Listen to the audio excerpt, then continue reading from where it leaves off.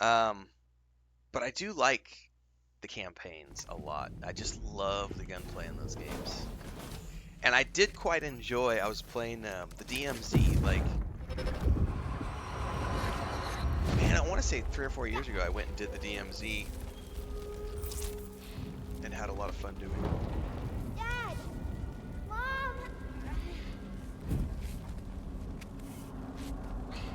This way.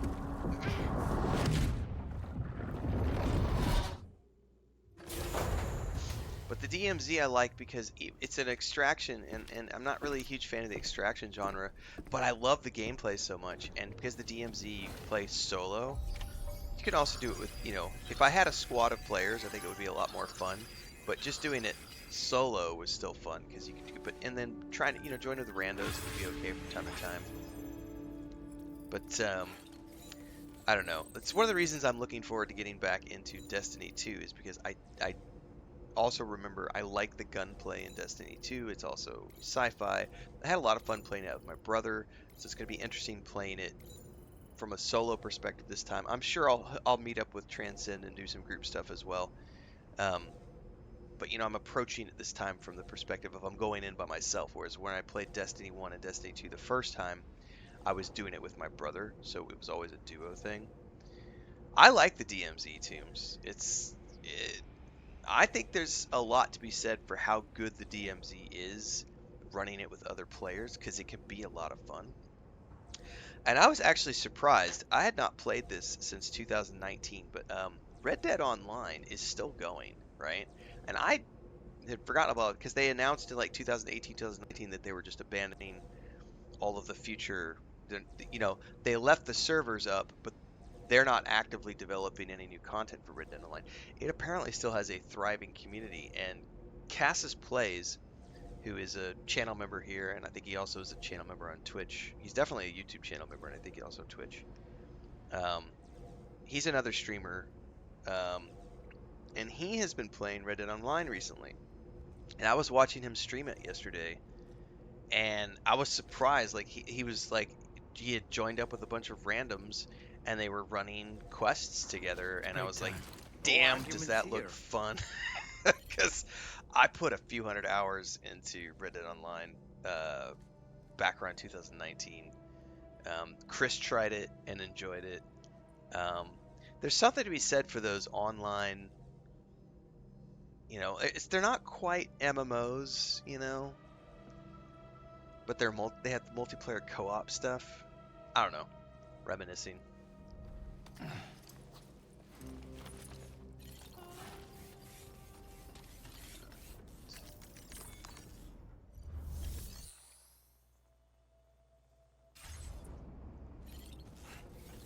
Hmm. Take on a main. Oh, it's because I'm not at the Dowsers. Okay, that's right.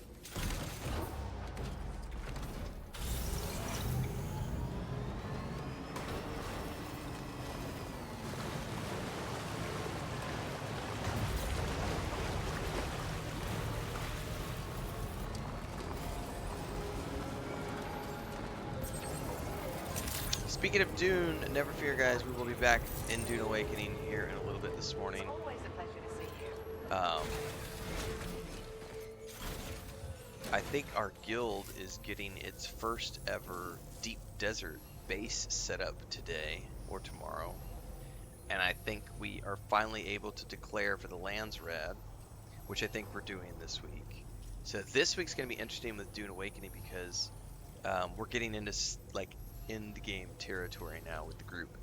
And then I have to do more base building because I'm supposed to get, like, part of my contribution is I'm getting my base set up for all the T6 production.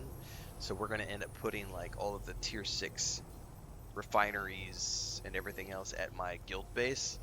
So I got to put some more time in. Thankfully I'm finished with the gear grind.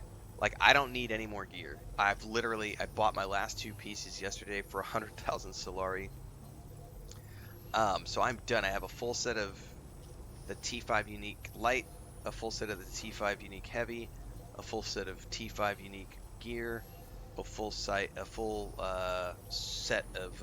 I have a full set of everything of the T5 Uniques, and like not even tier 5. It's like upper tier 5, lower tier 6 stuff. So the only thing I have left that I could potentially get would be the tier 6 gear, which is plastinium. And that is, I don't care about it. I don't care about it. So since I'm done with the gear grind, I can now focus entirely on Landsrat activities, base building, Meditate. and just helping contribute with the guild. So I'm going to focus on the base build, and I'll probably still run. I'll keep running the deep desert testing stations because that's good cash, and I can just, it'll help me eventually get to the point where I can buy all the spice and things I need. Yeah, that's unfortunate, but it's also like I've seen some people blaming Funcom for that, and it's like it's not a Funcom, it's not their fault. Like when they made the patch, what it did was, because it randomly spawns testing stations, something obviously, I mean, yes, it is their fault, but no, it's not. Like bugs are never someone's fault. I always, and that's a hard thing for some people to swallow.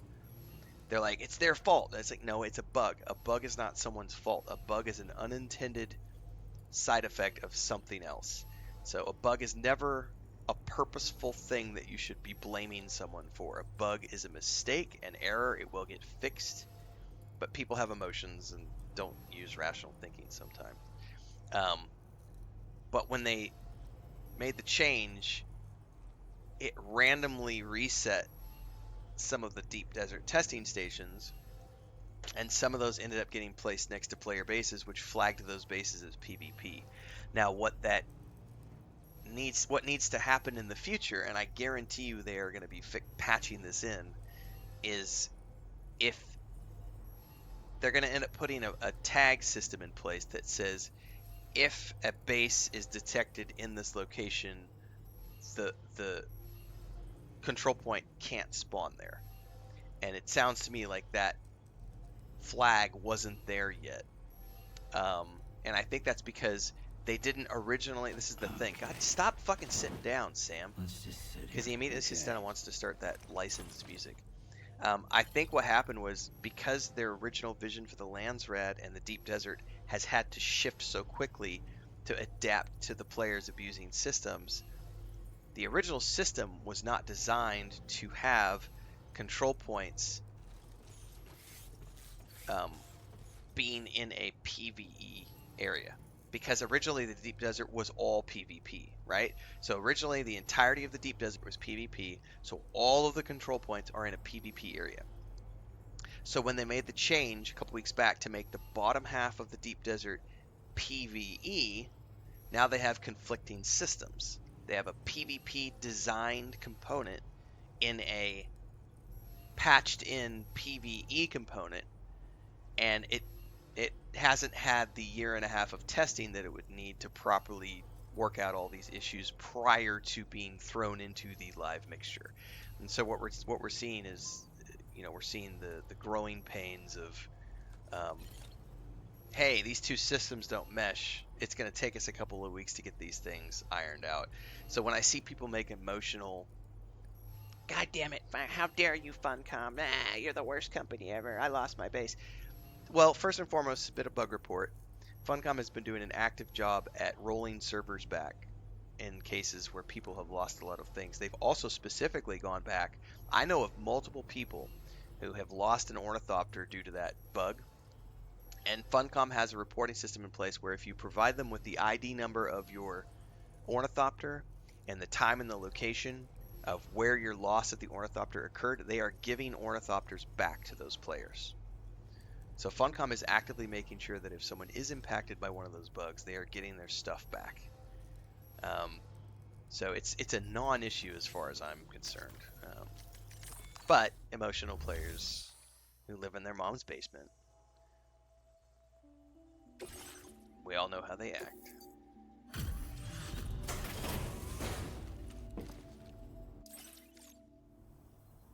Good to see you. This eluded even me, despite...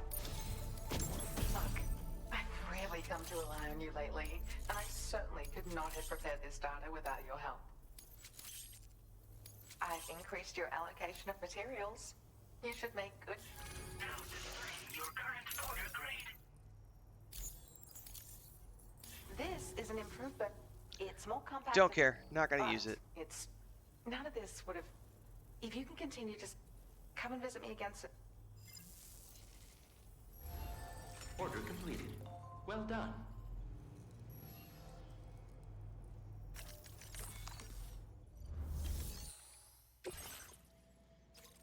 Okay.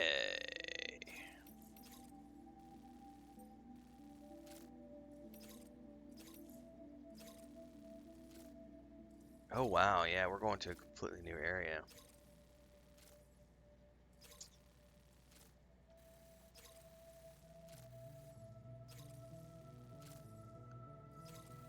I wonder if I'm gonna see. This is where we're getting into zipline territory, it looks like.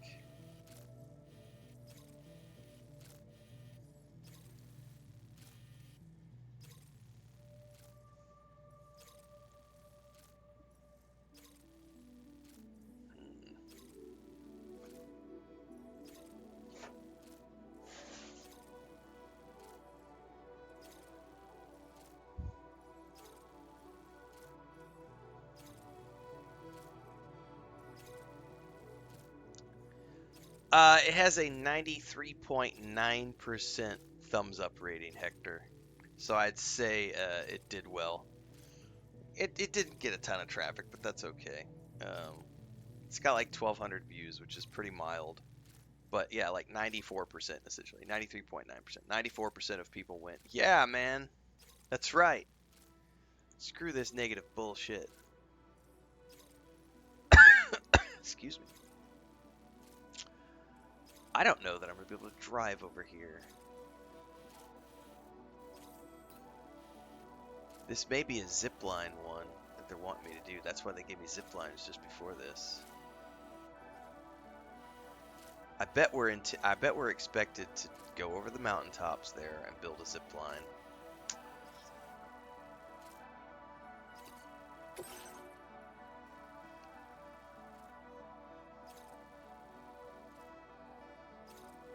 Yeah, in a perfect world, a video like that would get 100,000 views, but I'm not big enough for it to get.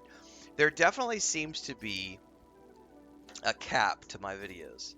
I have had a handful of videos, like 6 or 8 videos have broken 100,000 views, right? And I have quite a few that have done like 50,000, like 35 to 50,000. But it does seem to me like there's some sort of, and I have no proof of this, it's supposition. It feels to me like there's definitely a cap in place where YouTube says if your channel is this big, your videos are never really going to go above this point. And then when you get to this size, you get a little bit bigger, and you get to this size, you get a little bit bigger. It definitely feels like that. Because, I'll have guides, like usually my Ultimate Beginner's guides, over the course of a year to year and a half, will get up to like 75,000 to 100,000 views. But they never really, I don't think I have anything that's gone beyond 120,000 views yet.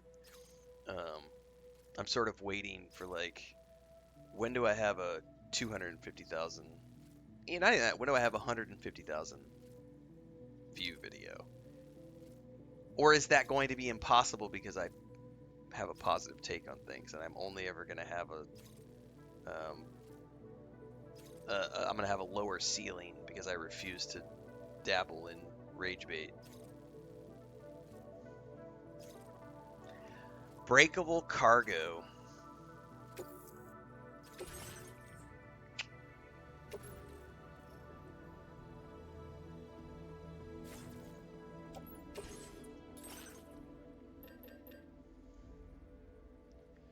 Is it still like 300 meters or something for these things?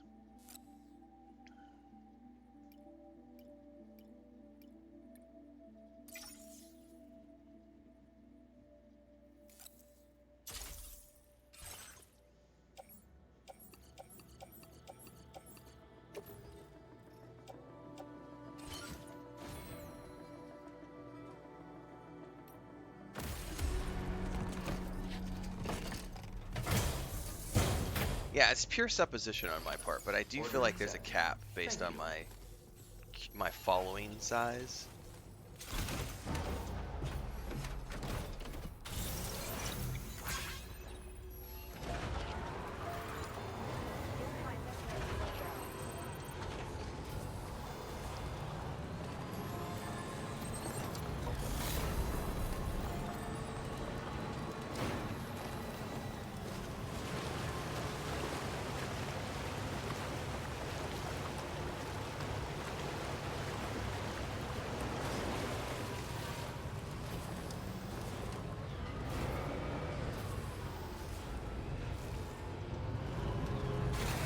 Oh, you know one thing I just remembered is you can't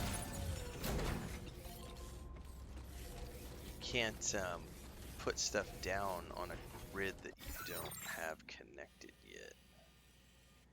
So there is a zip line right there, but I want to create zip lines up through here. Is that BT's? Let's see. The day off was good. I probably need to have another one, to be honest with you. I'm probably gonna. I probably needed to take like 2 or 3 days off consecutive to let my eyes completely rest. But I can't afford to do that. Not financially afford, audience afford. If you go offline for 3 days, people disappear, and I'm not at a point where I'm willing to take 3 days off. So I could take a day off from here and there. So I'm probably gonna take Mondays are probably gonna be my light days because I stay up late on Sunday nights to play with my family. So I'll probably be doing light days on Mondays for the next month. All right, so Hector just said so. This is what I just was referring to. Hector said one of my friends came back after a few months away due to a close family member's death, and he's finding his videos are now no longer being put out as much as they used to because they're getting far lower views. And that's exactly why you can't afford to take time off if you are in a growth position. So what I mean by that is if you are a growing content creator and you are focused on growth, you literally cannot afford to take time off, because if you take time off, the algorithm says, oh wait, not as many people are watching your videos anymore. We're going to stop promoting your content like we used to. Taking a day off is not a big deal. Taking 3 days off, I feel, is pushing the limits. You take a few months off, you might as well start a new channel from scratch. Like, it's so hard to come back from that sort of a break because the algorithm is confused. The algorithm says, "Well, wait, you haven't been publishing any new content. Suddenly, you're publishing content again, but your audience went away. So now you're left. This is the thing. You're left with a dead audience. If you had 50,000 followers and you stop publishing, and 47,000 of those people go elsewhere, they stop following your channel. The algorithm no longer gives them notifications. And when you come back and publish something new, the algorithm says, well, these people haven't watched this channel in 3 months. We're not going to send them a notification for this content because they're getting notifications from the channels that publish every single day. So their notifications are already full. Therefore, your content gets boned on here. And suddenly the algorithm says, you're only showing content to 3,000 of your 50,000. Not enough people are engaging. Your content isn't that interesting. We're not going to promote it that much anymore. And it's this catch-22 of you took too much time off and all your audience went somewhere else. And now they're not going to see your content because the algorithm won't promote your content because their algorithm thinks that your content isn't interesting. So yes, you can afford to take a day off. But if you're at growth, so this is where I'm going to point to Code Carnage again. Code Carnage runs reruns. So he has a team, and when he takes time off with his kids, it's not dead space. There is a team who are running reruns of his content on his alternate channels, and sometimes his main channel as well. So that even when he's gone out of the office, his content is still running consistently. So even though I took the day off yesterday, I still sat here for 3 hours and did video editing, and I still published like 15 videos yesterday on YouTube. It was a bunch of cut down episodes and reaction clips and everything else. So even though I didn't stream yesterday, I still did stuff.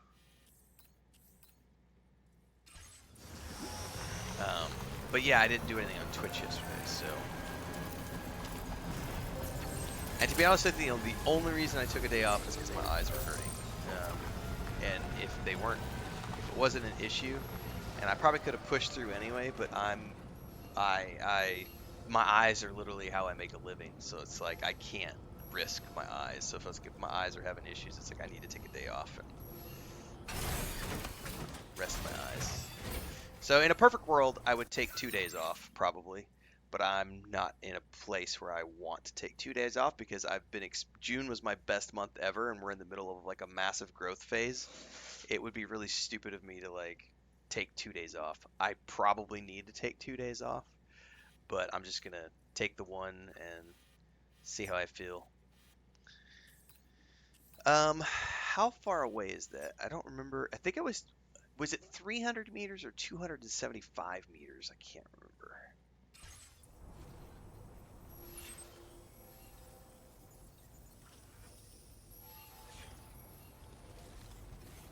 Hang on, there's a zip line right over here that someone has built. I wonder if that connects up to there. You know, Sam, I'm so relieved that Tamara was unharmed. She must have been terribly nervous, trying to brave an unfamiliar world. But she's safe now, thanks to you, Sam. And now we have to show the girl that we're equipped to take care of her. That the DHB Magellan is a place she shouldn't be afraid to return to. A place that she can call home. Sure looks like I can get up there. This thing looks rusted to hell and back though, man. That does not go where I want it to. I want it to go up there.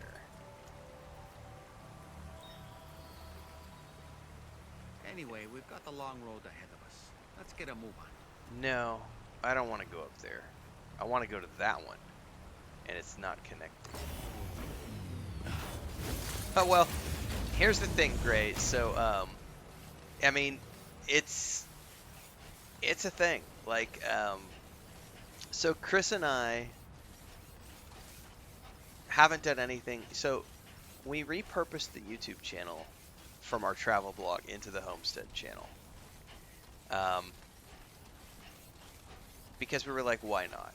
We have looked at all of our other social media and said if we ever decide that we're gonna like start producing other social media content for the Homestead channel, we're going to do we're just gonna start all over from scratch because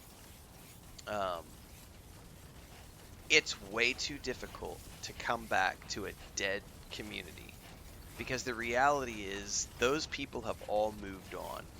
And there's a thing in content creation and social media with engagement percentages. So the algorithm gets triggered by engagement. How many people are engaging with your content? Not only that, but also if you ever want to work with a brand, the brands also look at your engagement. But let's talk about it purely from the perspective of the algorithms. If you have a dead audience that you've abandoned for 6 months for whatever reason, and you try to come back to that, the algorithm sees it as a dead audience, and it sees that you might have had 40% engagement before when you were active, but now that you've been inactive for 6 months and those people have moved on. If you have 50,000 followers as an example, and you come back after 6 months and only 500 of those people are engaging with your content, your engagement rate is so low that the algorithm thinks that you're not producing things of value. And so it doesn't promote your content out to the other 49,000 followers that you have because it's a dead audience. So it is from a statistical standpoint easier and better to start from scratch because if you get new followers, they are engaged audience members because they are new and active and they just saw your content and they're going to see the next piece of content and the next piece of content and which means their engagement rating is way high. And so the algorithm says high engagement, high promotion. And so yes, as a general rule, unless you are someone who is like PewDiePie or PewDiePie, whatever his name is, and you've got 50 million followers, you know, you can afford to take, hey guys, I'm going into a sabbatical, because when you come back, you still have a big enough audience that there is a big enough audience built in that when you do come back, enough people are going to have like an, oh shit, he came back, let's see what he posted, that the algorithm is going to pick up on that, and it's going to go somewhere.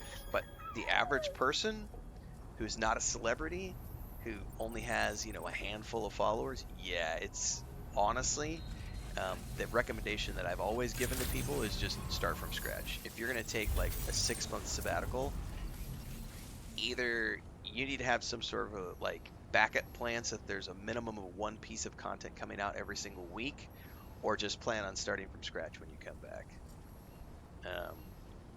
It's not worth, unless there's a family emergency, but even then coming back to it, like you're going to be facing an uphill battle to get those people back engaged. And the reality is most of those people moved on. Those are dead accounts. It's tricky. All right, I want to build a zip line. This is my very first zip line. Aim? No, I don't want...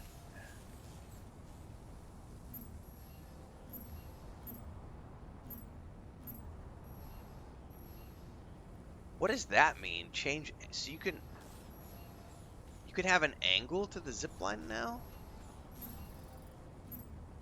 Shit, that's cool. So it can be straight arced, off to the right, off to the left. Switch structure. No, that's not what I want to do.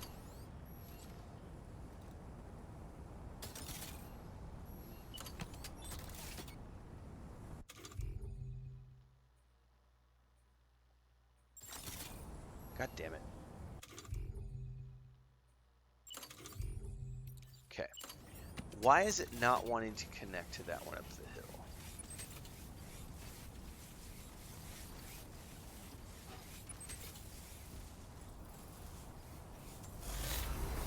It's not that far away.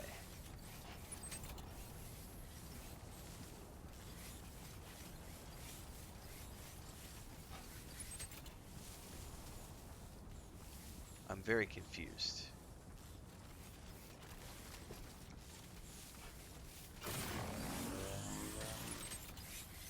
Like, why won't it register to this one up the hill?